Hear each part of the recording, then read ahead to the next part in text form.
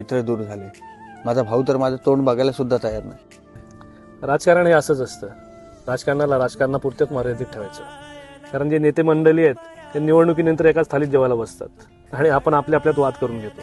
बघ दिग्या, राजकारणाला ह्या राजकारणापुरतंच ठेवायला शिका.